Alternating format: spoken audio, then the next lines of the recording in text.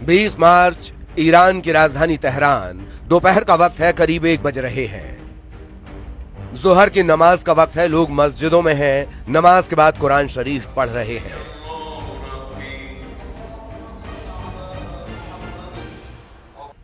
रमजान के दौरान ईरान के बाजारों में भी भीड़ है। तभी 1 बजे सब कुछ हिलने लगता है। यह ऐसा भूकंप आया जिसने ईरान के साथ पूरी दुनिया को हिला दिया। पता चला कि एपिसेंटर बादरूश शहर में है, जो मध्य ईरान में तेहरान से 225 किलोमीटर दक्षिण में है। बादरूद वो जगह है जहां से 26 किलोमीटर पश्चिम में है ईरान का सबसे बड़ा परमाणु अड्डा नतांज। दुनिया भर में रिपोर्ट छपने लगी कि ईरान में उस जगह भूकंप आया है जहां उसका परमाणु सेंटर है। तरह तरह के कयास लगाए जाने लगे। भूकंप को न्यूक्लियर टेस्ट के तौर पर देखा गया। सवाल उठने लगे। नतांज ईरान का वो परमाणु अड्डा है जो अमेरिका और इजराइल का टारगेट नंबर 1 कहा जाता है। 23 मार्च को ईरान में भूकंप के 2 झटके आए। पहला झटका 5 तीव्रता वाला भूकंप था और दूसरा 4.5 तीव्रता का रहा। यानी बैक टू बैक झटकों से ईरान हिल गया। दुनिया में रिपोर्ट छपने लगी कि क्या ईरान ने अमेरिका और ईरान को डराने वाला धमाका कर दिया है।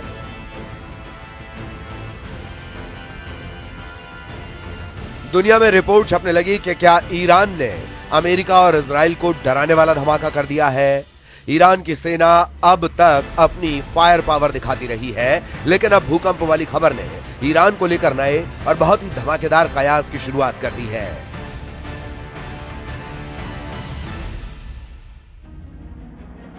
लेकिन परमाणु परीक्षण का शक इसलिए गहराया क्योंकि इसका एपिसेंटर नतांज परमाणु अड्डे के करीब था। इस परमाणु अड्डे के आसपास न्यूक्लियर टेस्ट होता है, तो इसमें शक नहीं कि भूकंप के झटके तेहरान तक महसूस किए जाएंगे।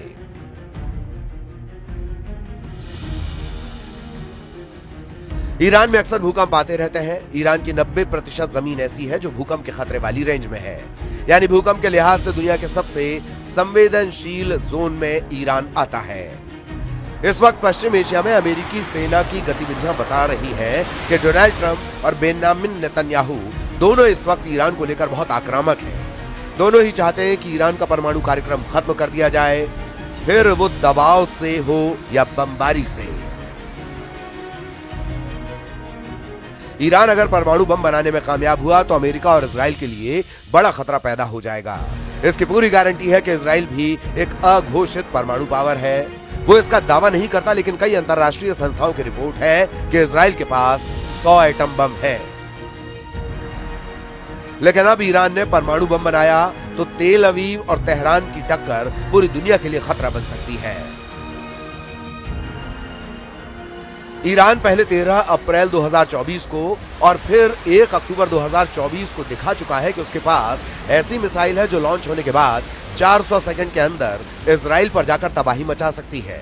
ऐसे में ईरान का एटम बम या कहें उसके तमाम परमाणु ठिकाने फौरन तबाह किए जाएं, यही इजराइल का फोकस होगा। अभी ईरान ने 6 स्पॉट पर न्यूक्लियर रिएक्टर लगाए हुए हैं, लेकिन इनमें से 2 अहम साइट है। पहली जगह है नतांज और दूसरी जगह है फोर्डो। यहां है अंडरग्राउंड न्यूक्लियर साइट जहां ईरान सबसे ज्यादा गुणवत्ता का यूरेनियम संवर्धन करता है। इजराइल चाहेगा कि वो पहली फुर्सत में ईरान के इन परमाणु अड्डों को पहली स्ट्राइक में तबाह कर दे। ये वो जगह है जहां बेहतर क्वालिटी यानी बम बनाने के लिए बेहतर यूरेनियम तैयार किया जाता है। राफेल ग्रॉसी, निदेशक IAEA ने कहा, हमें जल्दी करने की जरूरत है, समय बीत रहा है। आपने ईरान में गतिविधियों पर मेरी रिपोर्ट देखी होगी। 60% पर संवर्धित यूरेनियम की मात्रा बहुत तेजी से बढ़ रही है। सभी गतिविधियां की जा रही हैं। उनकी क्षमताओं को मजबूत करने का काम चल रहा है। इजराइल ने लेबनान और गाजा में अब तक जो बमबारी की है उसके जरिए नेतन्याहू ने यह भी दिखाने की कोशिश की है कि उनके बम कितने ज्यादा खतरनाक हैं। इजराइल जब अमेरिका से मिले बंकर बस्टर बम मारता है तो क्या होता है, ये बम कितनी बड़ी तबाही मचाते हैं। गाजा से लेकर बेरूत और सीरिया में भी ऐसे धमाकों ने बताया है कि इजराइल को मिले बंकर बस्टर बम कितने ताकतवर हैं। एक छोटा बंकर बस्टर बम क्या कर सकता है, इसका सबूत देख लीजिए।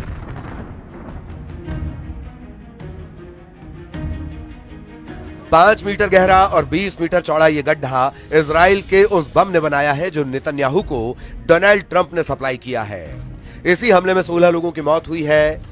यहां क्या बचा है देखा जा सकता है। 20 मीटर के दायरे में 5 मीटर गहरा गड्ढा। अगर छोटा बंकर बस्टर ऐसा कर सकता है तो बड़े बड़े बंकर बस्टर क्या करेंगे। अमेरिका को पता होना चाहिए कि ईरान को डराने से कुछ नहीं होगा। ईरान ने कभी युद्ध शुरू नहीं किया, लेकिन अगर कोई बुरे इरादे से काम करता है तो उसे सख्त सजा मिलेगी। वैसे बेन्यामिन नेतन्याहू और डोनाल्ड ट्रंप की इस वक्त की सबसे बड़ी टेंशन गजा नहीं, हमास नहीं, हिजबुल्लाह नहीं, तुर्की नहीं, जुलानी नहीं, बल्कि ईरान है। और ईरान से ज्यादा इजराइल के दावे के मुताबिक उसके एटम बम वाला प्रोग्राम है। ईरान को लेकर 2025 की सबसे हॉट रिपोर्ट पहले से ट्रेंड कर रही है। इस रिपोर्ट ने बहुत पहले ही इजराइल के साथ साथ अमेरिका के कान भी खड़े कर दिए हैं। रिपोर्ट ऐसे कि पूरी दुनिया हक्की बक्की है। एक नए युद्ध का खौफ फिर से फैलने लगा है। ईरान और इजराइल की टक्कर सामने नजर आ रही है। इसकी बड़ी वजह है अमेरिकी अधिकारियों का एक विस्फोटक दावा। अमेरिका के खुफिया अधिकारियों का मानना है कि ईरान में वैज्ञानिकों की एक सीक्रेट टीम एटम बम बनाने के लिए बहुत तेजी से काम कर रही है। सवाल है कि क्या ये ईरान का शॉर्टकट एटम बम है। सवाल ये भी कि क्या ईरान बड़े परमाणु बम की जगह शॉर्टकट रास्ता अपनाकर छोटा एटम बम बना रहा है। सबसे पहले अमेरिका के अखबार न्यूयॉर्क टाइम्स पर यह खबर छपी और उसके बाद पूरी दुनिया में ये रिपोर्ट वायरल हुई। अमेरिका से लेकर यूरोप और इजराइल की मीडिया लगातार इस पर चर्चा कर रही है। ईरान भी इस वक्त बहुत आक्रामक है और उसने जनवरी में 4 युद्धाभ्यास करके इस बात का सिग्नल दे दिया है कि अब उस पर हमला हुआ तो पूरा पश्चिम एशिया जलेगा। इजराइल और अमेरिका के अड्डों को तो पूरी तरह तबाह कर दिया जाएगा। इसीलिए ट्रंप और नेतन्याहू के सामने चुनौती बहुत बड़ी है। एक शॉर्टकट एटम बम ईरान का बहुत बड़ा एजेंडा बन सकता है, क्योंकि इसी शॉर्टकट एटम बम को देखकर ईरान के दो बड़े दुश्मन इजराइल और अमेरिका उस पर हमला करने से कतराएंगे।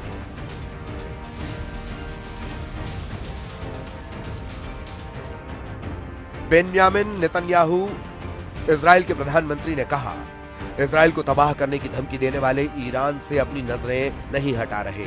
हम ईरान को परमाणु हथियार और दूसरे हैज से हथियारों को हासिल करने से रोकने की पूरी कोशिश में लगे हैं, जो हमारे शहरों और लोगों के लिए खतरा बन सकते हैं। नेतन्याहू बहुत गुस्से में है, लेकिन ईरान में रमजान चल रहा है। तेहरान में करीब एक शहर में यहां लोगों के बीच अमेरिका और इजराइल की स्ट्राइक नहीं, बल्कि रोजा और इफ्तार का माहौल बना हुआ है। मस्जिदों और इमाम बारगाहों में ऐसे ही एक साथ इफ्तार किया जाता है। यहां अमेरिका या फिर इजराइल की नहीं, बल्कि रमजान की बात चल रही है। तेहरान के रुस्तम खानी को सुनिए। हर रोज हम इफ्तार के लिए 1500 पैकेट तैयार करते हैं। ये जरूरतमंदों और गरीब के लिए है। हम इसे और आगे बढ़ाना चाहते हैं ताकि रमजान में लोगों तक मदद को ज्यादा से ज्यादा पहुंचाया जा सके। वैसे असली युद्ध की तैयारी तो आम लोगों से दूर ईरान के पावर सेंटर में चल रही है। इस वक्त ईरान इतना आक्रामक है कि वो बार बार जवाबी अटैक की बात कर रहा है। इसमें कोई शक नहीं कि युद्ध हुआ तो ईरान का इजराइल पर तीसरा हमला यानी ऑपरेशन 2 प्रॉमिस 3 बहुत घातक होगा और इजराइल बहुत ज्यादा पछताएगा। इजराइल के कई बड़े टारगेट्स का डेटा पहले ही ईरान के मिसाइल कंट्रोल रूम में फीड कर दिया गया है। इजराइल का दूसरा सबसे बड़ा शहर और पोर्ट सिटी हाइफा, इजराइल की कैपिटल तेल अवीव, इजराइल का तीसरा सबसे बड़ा शहर अश्केलॉन, इजराइल का सबसे बड़ा बंदरगाह अशदोद, इजराइल का सबसे खतरनाक मिलिट्री बेस नेवातिम, नेगेव के रेगिस्तान में सबसे बड़ा शहर बीर शेबा। ईरान कह चुका है कि उसके परमाणु अड्डे पर हमले का मतलब है वर्ल्ड वॉर। ईरान ये वार्निंग बार बार दे चुका है और लगातार दे रहा है। पश्चिम एशिया में अब तक जितने धमाके हुए हैं, उसके बाद अब ईरान बनाम अमेरिका और इजराइल के युद्ध का बड़ा खतरा बना हुआ है। पिछले 1 महीने में ईरान, अमेरिका और इजराइल के ताजा तेवर लगातार चौंका रहे हैं। डर इस बात का है कि अब एक नए युद्ध को लेकर 3 पावर सेंटर में बड़ा फैसला लिया जा सकता है। पावर सेंटर नंबर 1 यानी व्हाइट हाउस, यहां डोनाल्ड ट्रंप और उनके कैबिनेट पर ईरान को लेकर बातचीत चल रही है। पावर सेंटर नंबर 2 यानी तेल अवीव, इजराइल के प्रधानमंत्री बेन्यामिन नेतन्याहू और उनका नया जनरल बहुत एक्टिव है। पावर सेंटर नंबर 3 यानी तेहरान, ईरान के सर्वोच्च नेता अली खामेनेई ने ट्रंप को झटका देने वाला बहुत बड़ा फैसला कर लिया है। नेतन्याहू रोज अपने वॉर कैबिनेट से बात करते हैं, अपने एयर डिफेंस से लेकर मिसाइल डिफेंस वाले महकमे को अलर्ट करते हैं ताकि ईरान को काउंटर किया जा सके। इसीलिए देखा जाए तो 2025 की शुरुआत में ही इजराइल और ईरान टकराते हुए नजर आ रहे हैं। गजा में बमबारी फिर शुरू हो चुकी है और इजराइल के खिलाफ इस बार बड़ा मोर्चा यमन ने संभाला है, क्योंकि हमास और हिजबुल्लाह में वो जान अब नहीं बची है जो सिनवार और नसरल्लाह के दौर में देखी गई है। इसीलिए क्या इजराइल ऐसा कदम उठाएगा जो बड़े युद्ध की शुरुआत कर दे? नेतन्याहू ने इससे कभी इनकार नहीं किया है। कोई शक नहीं कि इजराइल पर सबसे बड़ा खतरा ईरान और उसकी परमाणु महत्वाकांक्षा है। ईरान की धुरी को हमने तबाह कर दिया है, लेकिन हमें इस बड़े खतरे को ध्यान में रखना होगा।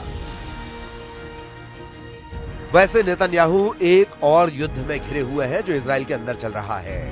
हमास के कब्जे में अब भी 24 बंधक हैं। जब से बंधकों को छुड़ाने वाले सीज फायर को तोड़कर इजराइल ने गजा पर बमबारी शुरू की है, पूरे इजराइल में इस तरह के प्रदर्शन हो रहे हैं। लोग चाहते हैं कि युद्ध खत्म हो और बंधक वापस लाए जाएं। सवाल है कि क्या इजराइल और अमेरिका ईरान के साथ युद्ध करेंगे, क्योंकि उसका एटम बम वाला खतरा व्हाइट हाउस और तेल अवीव में बड़े सिग्नल दे रहा है। ईरान ने जनवरी से अब तक 2025 में ही इतने हथियार जमा कर लिए हैं कि एक बड़े युद्ध को लॉन्च करने वाला हमला किया जा सके। ईरान के ड्रोन बेस का वीडियो तो इजराइल से लेकर अमेरिका तक हड़कंप मचा चुका है। ईरान क्यों इतना आक्रामक है? गजा और लेबनान में सीज फायर और फिर सीरिया में जुलानी के कब्जे ने पश्चिम एशिया के अंदर इतनी जल्दी क्या बदल दिया कि ईरान को लग रहा है कि अब उसे एक नए वॉर जोन के लिए तैयार रहना होगा। ईरान को सबसे बड़ा खतरा अपने परमाणु अड्डों को लेकर है। ईरान को खतरा उसकी सबसे बड़ी ताकत मिसाइल बेस को लेकर है। ईरान को खतरा उसकी सबसे बड़ी फोर्स रिवॉल्यूशनरी गार्ड्स को लेकर है। ईरान को खतरा उसके तेल के ठिकानों को लेकर भी है, जिस पर इजराइल की नजर गड़ी हुई है। ये चारों ताकत इस वक्त अमेरिका और इजराइल के टारगेट पर हैं। ईरान के आसपास अरब सागर में इस वक्त अमेरिका के समुद्री बेड़े एक्टिव हैं। रात भर उड़ान भरी जा रही है। फाइटर जेट, टूही विमान, सभी एयरक्राफ्ट कैरियर से टेक ऑफ कर रहे हैं। आखिर अमेरिका को ईरान से कौन सा इशारा मिला है जिसके बाद अमेरिका की नौसेना और उसके फाइटर जेट इतने एक्टिव हो गए हैं? जाहिर है इजराइल और ईरान के बीच तनाव बहुत ज्यादा है और इस बीच ईरान के परमाणु कार्यक्रम वाली खबर ने युद्ध के खतरे को बुलंदी पर पहुंचा दिया है।